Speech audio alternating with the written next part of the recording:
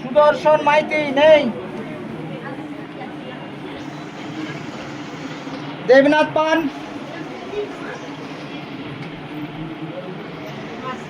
দেখি মা সরে সরে সরে একটু সরে।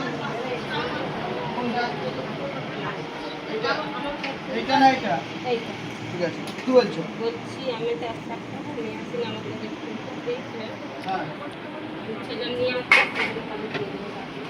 ঠিক আছে, যা আজ ওখানে দাও, দিয়ে দাও ওখানে। এই দুটো কার পুজো রয়ে গেছে। মনোজ পণ্ডিত, সন্ধ্যা দাস, সন্ধ্যা দাস,